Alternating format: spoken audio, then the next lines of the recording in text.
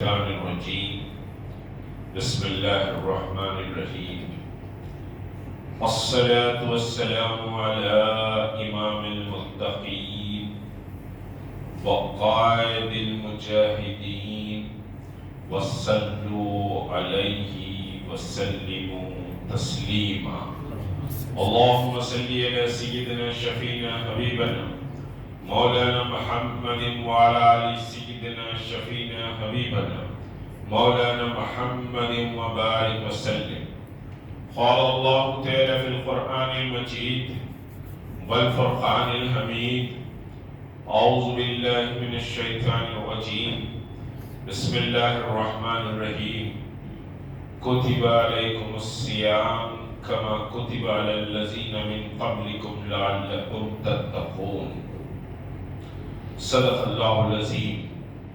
ودانائے سبل ختم الرسل مولائے کل جس نے. ودانائے سبل ختم الرسل مولائے کل جس نے. غبار راہ کو بخشا فروغ وادی سینہ. غبار راہ کو بخشا فروغ وادی سینہ. نگاہ عشق و مستی میں وہی اول وہی آخر وہی قرآن وہی فرقان وہی یاسین وہی طٰہٰ صلی اللہ علیہ وسلم. قوت عشق سے ہر پست کو بالا کر دے. قوت عشق سے ہر پست کو بالا کر دے. دہر میں اسم محمد سے اجالا کر دے. دہر میں اسم محمد سے اجالا کر دے. کی محمد سے وفا تو نے تو ہم تیرے ہیں. کی محمد سے وفا تو نے تو ہم تیرے ہیں. یہ جہاں چیز ہے کیا لوح و قلم تیرے. عزیزان گرامی، رمضان المبارک کے دوسرے دہے کے نصف کے قریب ہم پہنچ چکے ہیں، اور اس رمضان المبارک میں عالمی سطح پر اگر دیکھیں، ہمارے ملک کی سطح پر اگر دیکھیں، تو ایک بڑا اضطراب اور ایک بڑی بے چینی اور ایک بڑی سمجھے کہ امت کے لیے مختلف چیلنجز کی شکل میں یہ رمضان کے ابتدائی ایام سے اب تک چلے آ رہا ہے. قرآن کریم کی میں نے مختصر سی آیت کریمہ کی تلاوت کی. کتب علیکم الصیام کما کتب علی الذین من قبلکم لعلکم تتقون. اس میں رمضان المبارک کے روزوں کی فرضیت کا حکم ہے، اور پھر یہ کہا گیا ہے کہ رمضان کے روزے جو ہیں وہ پہلے کی امتوں پر بھی فرض کیے گئے تھے، لیکن جو بنیادی نقطہ اللہ تبارک و تعالیٰ بتلا رہا ہے کہ لعلکم تتقون، کہ یہ جو روزے ہیں صرف بھوکے رہنے کے لیے نہیں ہیں. یہ جو روزے ہیں صرف پیاسے رہنے کے لیے نہیں ہیں. یہ روزے صرف تمہاری بھوک اور پیاس کے امتحان کے نہیں ہیں، بلکہ لعلکم تتقون. یہ جو روزے ہیں اس سے تمہارے اندر تقوی پیدا ہونا چاہیے.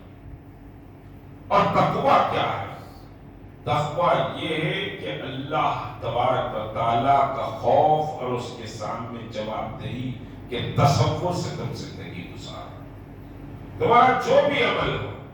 اور تقوی صرف رمضان کے لیے نہیں ہے، تقوی تو پوری زندگی کے لیے بار بار سمجھے کہ اللہ تبارک تعالیٰ حکم دیتا ہے کہ اے مومنو تم تقوی اختیار کرو، تم اپنے اندر تقوی اختیار کرو. پھر اللہ بار بار پکار کر کہتا ہے کہ تم کہاں جا رہے ہو، کہاں بھٹک رہے ہو، کہاں اپنے آپ کو لگا رہے ہو. تم ادھر آؤ، تمہاری تکلیفوں کو میں دور کرنے والا ہوں، تمہاری پریشانیوں کو میں دور کرنے والا ہوں. تمہارے غموں کا مداوع میں نکالنے والا، ما غرک بربک الکریم. بڑی حسین آیت مبارکہ. یا ایھا الانسان، یا انسان ما غرک بربک الکریم، کہ تم کہاں بھاگ رہے ہو؟ تمہارا رب بڑا کریم ہے، تم آؤ تو صحیح اپنے رب کے پاس، تم مانگو تو صحیح اپنے رب سے. تو پھر دیکھو کہ وہ کیسے نوازتا ہے، دیکھو کہ وہ کیسے عطا کرتا ہے. ارے وہ خطرے کو سمندر بنا دیتا ہے، ذرے کو پہاڑ بنا دیتا ہے، مفلس کو بادشاہی عطا کرتا ہے. تو تمہارا رب تو وہ ہے، تم آؤ تو صحیح اس کے دربار میں، اس کو پکارو تو صحیح. اور پھر اسی کنیکشن میں مشہور حدیث مبارکہ، بار بار رمضان جب آتا ہے تو رمضان جب شروع ہوتا ہے تو یہ حدیث مبارکہ ہم سنتے ہیں کہ اللہ کے رسول صلی اللہ علیہ وسلم منبر شریف پر تشریف لے جا رہے ہیں. حضرت جبرائیل امین بھی کھڑے ہوئے کہ اللہ کے رسول فرماتے ہیں کہ ہلاک ہو جائے وہ شخص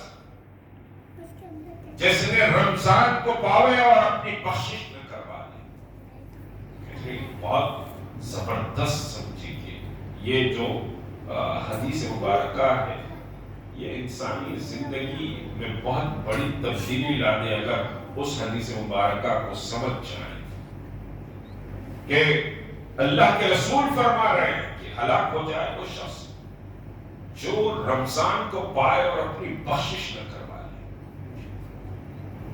اور پھر آپ دوسرے ممبر پر تشریف لے گئے تو پھر فرمایا کہ ہلاک ہو جائے وہ شخص جو اپنی ماں اور باپ میں سے کسی ایک کو پائے. بہت اہم بات ہے، جس نے اپنے ماں اور باپ میں سے کسی ایک کو پالے اور اپنی بخشش نہ کروا لے. جبرائیل امین نے کہا کہ آمین. اب دونوں ہیں تو پھر بات کچھ اور ہے. ایک بھی اگر ہے اور اپنی بخشش نہ کروا دے، ہلاک ہو جائے، برباد ہو جائے. تو جبرائیل نے کہا آمین. اب تیسری بات ہے کہ فرمایا آقائے دو جہاں محمد رسول اللہ صلی اللہ علیہ وسلم کہ ہلاک ہو جائے وہ شخص جس نے میرا نام نامی اور اس میں گرامی سنے اور درود نہ بھیجے. جبرائیل نے کہا آمین. اب اللہ نے فرمایا ان اللہ وملائکتہ یصلون علی النبی یا ایھا الذین آمنوا صلوا علیہ وسلموا تسلیما. اللہ کے فرشتوں کو دیتا ہے. ہماری کیا عزت، ہماری کیا بساط، مگر جب حضور کا نام آ جائے تو زبان پر درود آئے. یہ آداب رسالت میں سے، یہ رسالت کے آداب اور محبت میں سے ہے. اور ایک بات یاد رکھ لیجیے، رسول سے محبت نہیں تو پھر کچھ بھی نہیں، کچھ بھی نہیں. سورہ توبہ کی طویل آیت ہے جس میں اللہ فرماتا ہے کہ اللہ کی محبت ورسولہ، رسول کی محبت، والجہاد فی سبیل اللہ، یہ تین محبت ہے. اللہ کی محبت، رسول کی محبت اور اللہ کے اس دین کی خاطر جہاد کی محبت. اگر یہ تین محبتوں پر تمہارے ماں باپ کی محبت غالب ہے، حالانکہ ماں باپ کے تعلق سے کیا فرمایا عقائد الجواب میں کہ بھائی اگر دونوں میں سے کسی ایک کو پا لیا، اپنی بخشش میں کرا لیے تو تم برباد ہو گئے. مگر یہاں دین کی اور رسول کی اور اس دین کے راستے میں جو رکاوٹیں اور روڑے اور دشمنان اسلام کے جو منصوبے ہیں ان کے مقابلے ٹھہرنے کی جو اہمیت ہے وہ اللہ تبارک و تعالی یہاں بتا رہا ہے کہ اللہ کی محبت، رسول کی محبت اور جہاد کی محبت، یہ تین محبت ہے، ہاں، اس سے بڑھ کر نہیں ہونی چاہیے۔ تمہارے ماں باپ کی محبت بھی کم ہونی چاہیے، یہ محبتیں پہلے ہونی چاہیے۔ تمہارے بیویوں کی محبتیں بھی کم ہونی چاہیے، یہ محبتیں پہلے ہونی چاہیے۔ سورہ توبہ کیا ہے؟ قُلْ إِنْ كَانَ آبَاؤُكُمْ وَأَبْنَاؤُكُمْ۔ اور پھر تمہاری جو دولت ہے، جو تم نے جمع کر جس دولت کو رکھا ہے، وہ دولت کی محبت بھی اللہ کی محبت، رسول کی محبت اور جہاد کی محبت سے بڑھ کر نہیں ہونی چاہیے۔ اور پھر یہ فرمایا کہ تمہارے گھر، انسان کو بڑا پیار ہوتا ہے اپنے گھر سے، اور وہ اپنے گھر کو بڑا سمجھیے کہ چاؤ سے، بڑی محنت سے سجاتا ہے، اس گھر سے بڑا عشق ہوتا ہے، جو گھر اس کا ہوتا ہے اس سے بڑا عشق ہوتا ہے۔ تو یہاں اللہ نے فرمایا کہ تمہارے گھر کی محبت بھی تمہارے دل میں نہیں ہونی چاہیے۔ اللہ کی محبت نمبر 1، رسول کی محبت نمبر 2، اور اللہ کے دین کی خاطر جہاد کی محبت۔ اور اگر یہ نہیں ہے، تم مال سے محبت کرتے ہو، تم اپنے بیوی بچوں سے محبت کرتے ہو، تم اپنے ماں باپ سے محبت کرتے ہو، تم اپنی دولت سے محبت کرتے ہو، تم اپنی تجارت سے محبت کرتے ہو، تو پھر اللہ کا یہ اعلان سن لو کہ تمہارا ٹھکانہ فاسقوں میں ہوگا۔ قرآن کی بات کہہ رہا ہوں کہ تمہارا ٹھکانہ فاسقوں میں ہوگا۔ تبھی تو اللہ نے کہا کہ یا ایھا الذین آمنوا ادخلوا فی السلم کافہ، اور چھوٹی مگر ایسا دل کو دھس جانے والی کہ اللہ مخاطب ہے کہ یا ایھا الذین آمنوا، اے ایمان والو، صرف ایمان والوں سے اللہ مخاطب ہے۔ اب انداز تخاطب دیکھیے، بھائی ایمان لا لیا، قصہ ختم، جنت تو مل ہی جائے گی۔ ایمان تو لا لیا ہے نا، جنت تو مل ہی جائے گی۔ کیا فرما رہا؟ اے ایمان والو، اسلام میں پورے کے پورے داخل ہو جاؤ۔ صرف ایمان والوں سے کہنا، تم اسلام میں پورے کے پورے داخل ہو جاؤ۔ اور وہ پورے کے پورے داخل ہونے کے راستے کو اللہ بتلا رہا ہے۔ کیا بتلا رہا ہے؟ صاف طور پر اللہ بتا رہا ہے کہ کیسا داخل ہو اسلام میں، پورے کے پورے کیسا داخل ہو۔ لَقَدْ كَانَ لَكُمْ فِي رَسُولِ اللَّهِ أُسْوَةٌ حَسَنَةٌ، دیکھو تمہارے لیے تمہارا جو رسول کا اسوہ حسنہ ہے، وہ تمہاری کامیابی کی دلیل ہے۔ تمہارے سر کا تاج تمہارے رسول کی زندگی، اس زندگی کو، اس راستے کو چھوڑ کر اگر تم بھاگو گے ادھر ادھر، تو پھر کچھ ملنے والا نہیں، کچھ ملنے والا نہیں۔ رسول کا اسوہ حسنہ بنیاد ہے۔ لَقَدْ كَانَ لَكُمْ فِي رَسُولِ اللَّهِ أُسْوَةٌ حَسَنَةٌ، ورنہ اللہ نہیں بتلاتا۔ اللہ بولتا کہ بھائی آؤ دیکھ لو، قرآن میں تم کو تمہارے ہاتھ میں دے رہا ہوں، تم اس پر چلو۔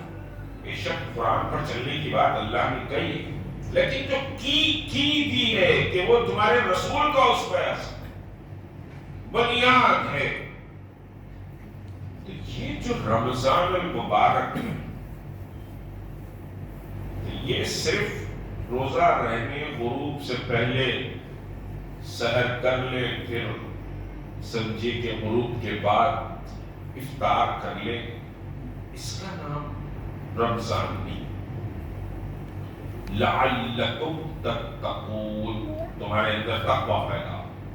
اب وہ تقویٰ کیا چیز ہے، اور محمد رسول اللہ صلی اللہ علیہ وسلم سے عشق و محبت کیا چیز ہے، یہ دو ہی چیزوں کو پھر کچھ حالات پر بات کرتے ہوئے اپنی بات سمجھے کہ ختم کروں گا۔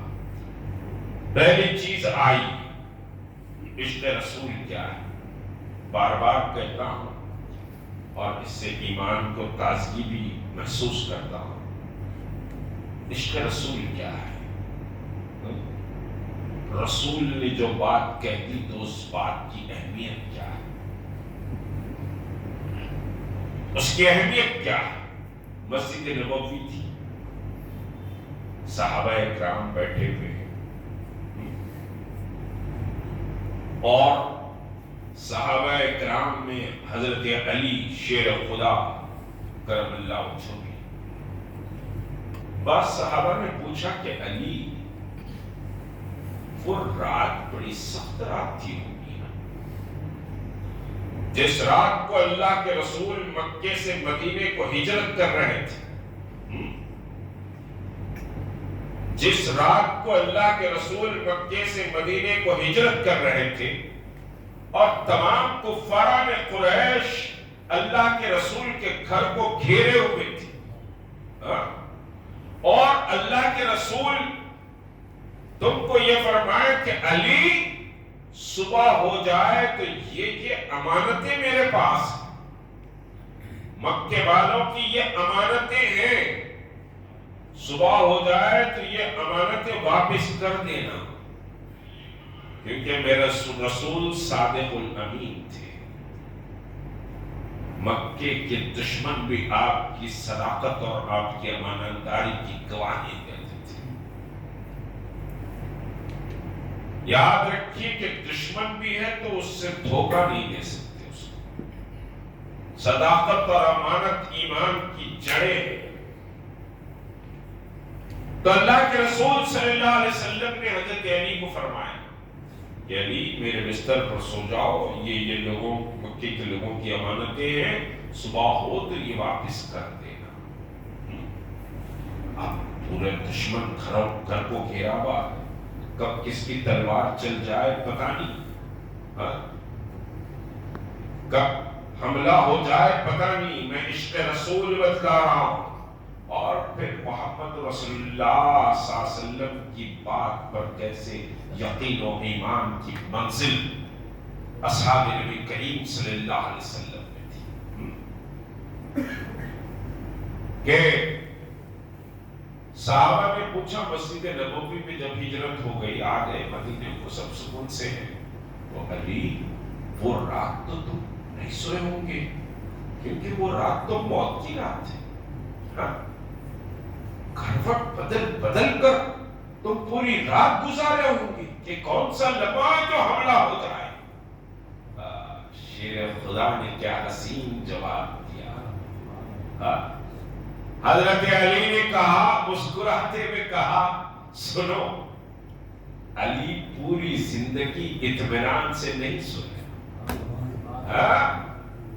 علی پوری زندگی اطمینان سے نہیں سویا، اس وجہ سے کہ علی کو ہر وقت ڈر لگا رہتا ہے کہ کون سا لمحہ آ جائے کہ اللہ اس کی روح قبض کر لے اور اللہ سے ملاقات کا وقت آ جائے۔ اس وجہ سے علی پوری زندگی اطمینان سے نہیں سویا کہ کب موت آ جائے، کہیں غفلت میں اللہ کے سمجھے کہ میری روح نہ نکل جائے، یہ ہر وقت دھڑکا رہتا ہے علی کو۔ علی اطمینان سے کبھی نہیں سویا۔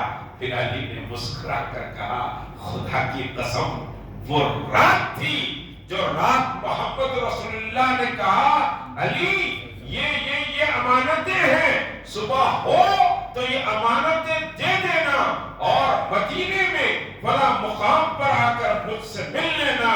تو خدا کی قسم علی کو یہ یقین تھا کہ جب تک کہ علی محمد رسول اللہ کا دیدار مدینے میں نہ کر لے، علی کو موت نہیں آ سکتی۔ اس وجہ سے علی اس رات کو اطمینان سے سویا۔ یہ ہے عشق نبی، یہ ہے رسول کی بات پر یقین۔ آج ہمارا کتنا یقین ہے ہم جائزہ لیں۔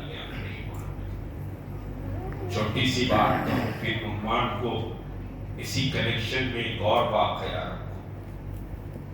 اللہ کے رسول نے فرمایا، بازار میں کھانا ہلکے پن کی نشانی ہے نا۔ حدیث چہل حدیث میں تو سب بچپن میں یہ پڑھتے بھی ہیں۔ فرمایا محمد رسول اللہ صلی اللہ علیہ وسلم کہ اے مومنو سنو، بازار میں کھانا ہلکے پن کی نشانی۔ کیوں کہا؟ اسلام بہت حساس مذہب ہے، میرے آقا کے اتنا حساسیت کسی اور کے ساتھ پاس نہیں تھی، اور وہی 10 صاحب اپنی امت کو دیے۔ لَقَدْ كَانَ لَكُمْ فِي رَسُولِ اللَّهِ أُسْوَةٌ حَسَنَةٌ۔ کیسی حساسیت تھی؟ اللہ کے رسول بیٹھے ہوئے ہیں مسجد نبوی میں، ایک صحابی آئے پریشان، یا رسول اللہ میرا بچہ گم ہو گیا، نہیں مل رہا ہے۔ میں صرف حساسیت بتا رہا ہوں کہ میرا بچہ گم ہو گیا، نہیں مل رہا۔ تو اللہ کے رسول صلی اللہ علیہ وسلم ابھی کچھ جواب نہیں دیے تھے، اتنے میں ایک صحابی آئے، آ کر انہوں نے کہا کہ اے تمہارا بچہ فلاں مقام پر بچوں کے ساتھ کھیلتا ہوا نظر آیا۔ اب باپ تھے، ایک دم محبت سے وہ کھڑے ہوئے اور ادھر راستے پر بھاگنے لگے۔ بہت دیر سے بچہ گم تھا، وہ ڈھونڈ رہے تھے۔ تو جیسے اٹھ کے نکلے وہ تیزی سے، حساسیت بتلا رہا، اور انہوں نے جیسے ہی تیزی سے اپنے بچے کی طرف دوڑنا شروع کیا، اس میدان کی طرف، اللہ کے رسول نے ان کو بلایا، ادھر آؤ۔ وہ واپس آئے تو کیا فرمایا؟ بتلاؤں محمد رسول اللہ صلی اللہ علیہ وسلم، ذرا ہم جائزہ لے لیں حساسیت کا۔ اور پھر میں یہ جو فرمایا حدیث رسول کریم صلی اللہ علیہ وسلم کی حدیث کے بازار میں کھانا ہلکے پن کی نشانی۔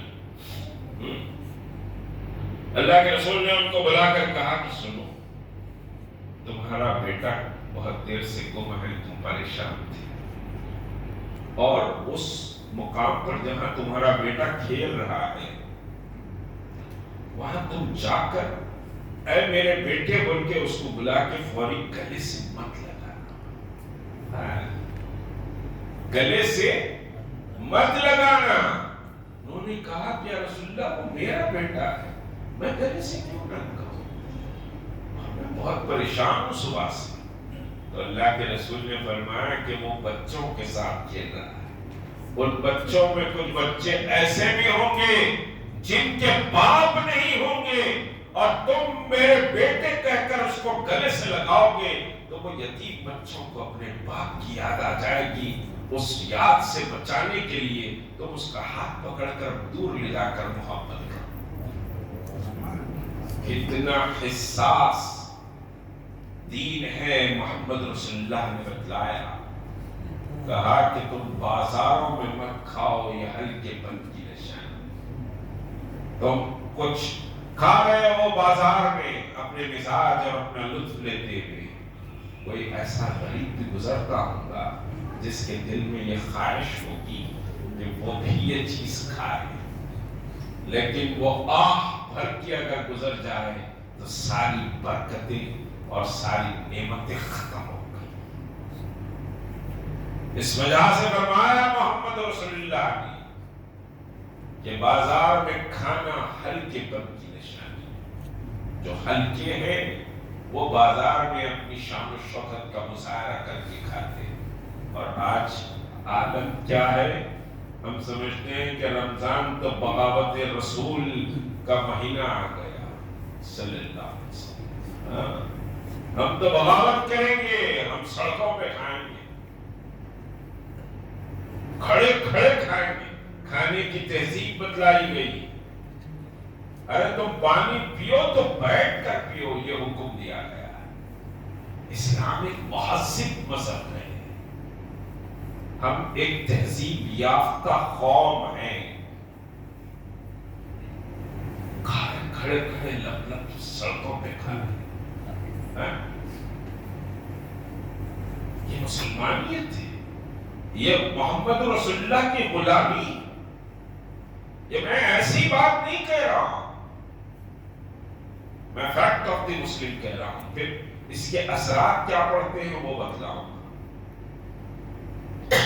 کہ آپ سڑک پہ کھا رہے ہیں، اللہ کے رسول نے منع کیا، آپ بغاوت کر رہے ہیں، برکتیں آئیں گی، رحمتیں آئیں گی۔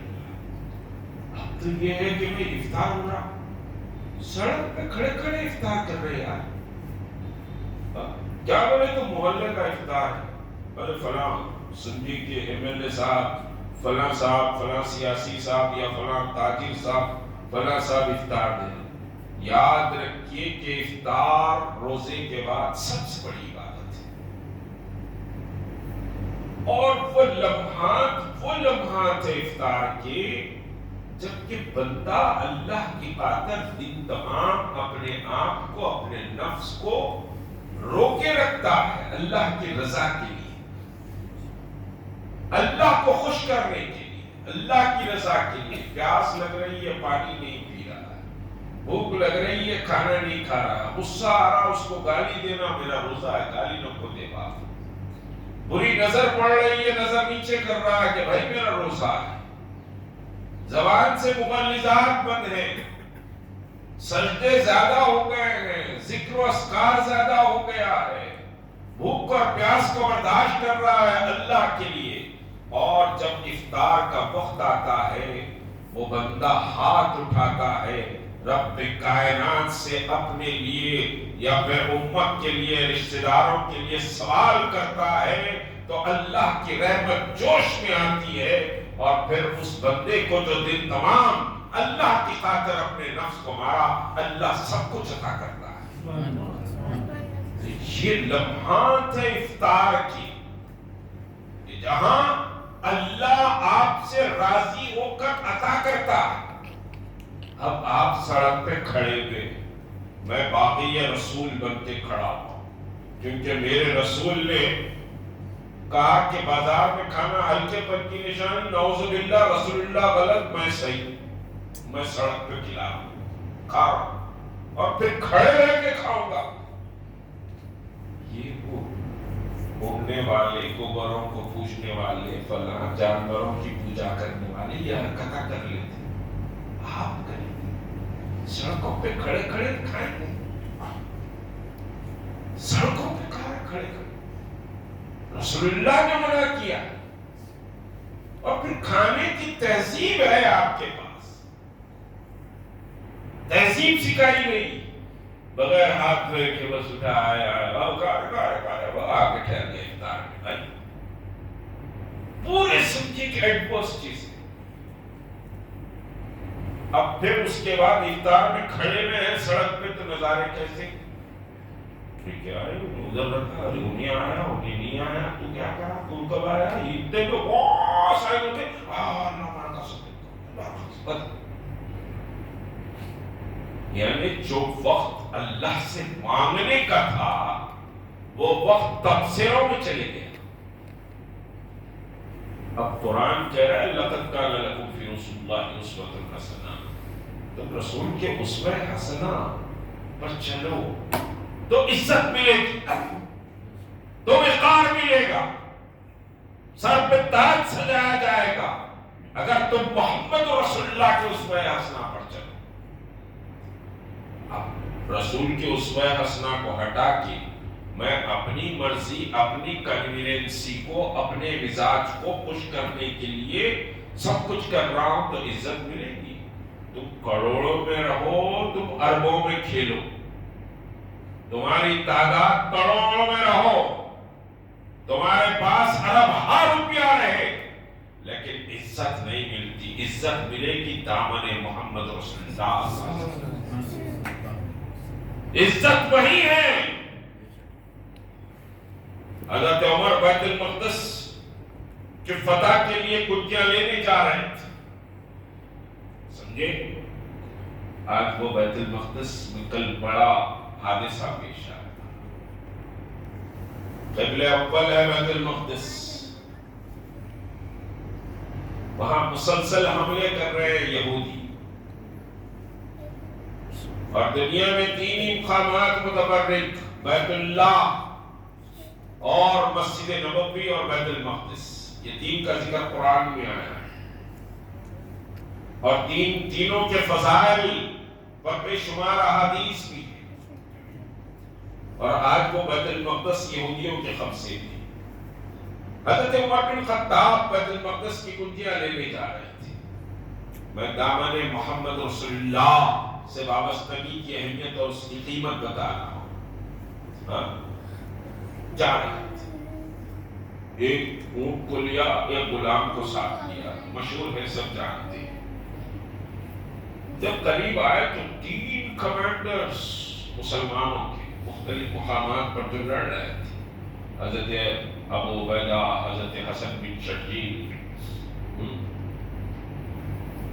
یہ 3 کمانڈرز آپ کے استقبال کے لیے آئے. آپ نے کہا امیر المومنین ذرا لباس تبدیل کر لیجیے. تو ان کے پورے عیسائیوں کے بڑے بڑے مذہبی پوپ پادری آپ کے استقبال کے لیے ٹھہرے ہوئے ہیں اور شہر کی کنجیاں آپ کو دے رہے ہیں. پہلا مسلمانوں کا کنٹرول جو بیت المقدس پہ آیا وہ حضرت عمر بن خطاب کے پیریڈ میں, تو آپ کو دے رہے ہیں. اور آپ کا لباس یہ رحمت زدہ لباس ہے, یہ گردانون لباس ہے, ذرا لباس تبدیل کر لیجیے. اب دیکھیے عمر اپنے اصل جلال میں آئے.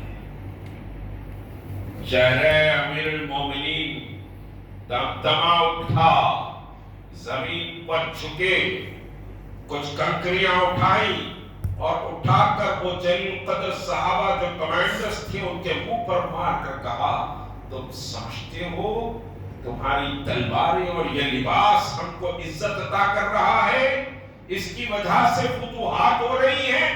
تمہارے تلوار اور تمہاری قوت اور طاقت کی بنیاد پر یہ فتوحات ہو رہی ہیں. خدا کی قسم یہ فتوحات محمد رسول اللہ کے دامن کی وجہ سے ہو رہی ہے, ورنہ تمہاری کوئی حیثیت نہیں. تو دامن محمد رسول اللہ یا توق محمد رسول اللہ یا غلامی کا جو توق ہے وہ دنیا کا سب سے بڑا قیمتی توق ہے. بلکہ میں کہتا ہوں کہ دنیا کا سب سے بڑا انعام, نوبل انعام, نوبل پرائز دنیا کا سب سے بڑا پرائز, ہندوستان کا سب سے بڑا پرائز بھارت رتن ہے, پھر فلاں پدم شری, پدم بھوشن, فلاں فلاں, یہ سب انعامات ہیں. لیکن مسلمانوں خوشی مناؤ اس بات پر کہ ان سب انعامات سے بڑھ کر پرائز محمد رسول اللہ کی غلامی کا توق تمہارے گلوں میں جو ہے ان سب بڑے طبقوں سے بڑا طبقہ ہے. غلام محمد سب سے اہم چیز ہے, اور آج دنیا اسی غلامی کو چیلنج کر رہی ہے, اسی محبت کو چیلنج کر رہی ہے دنیا. شان رسالت صلی اللہ علیہ وسلم کے مجرمین آزاد گھومتے ہوئے نظر آتی, اور جس کو جو منہ کو آیا وہ کہہ رہا ہے یہ ہمارے امتحان کا وقت ہے, یہ ہمارے امتحان کا وقت ہے. خود بتلاؤں آپ کو کہ ایک بدبخت عورت نے, نام نہیں لوں گا کہ اس نے شان رسالت میں گستاخی کی, سارا ملک تندور پہ آیا, حیدرآباد خاموش تھا, حیدرآباد میں کوئی مرکزی احتجاج نہیں ہو رہا. ہم نے اعلان کیا کہ ملین مارچ کریں گے ہم گستاخ رسول کے خلاف. پولیس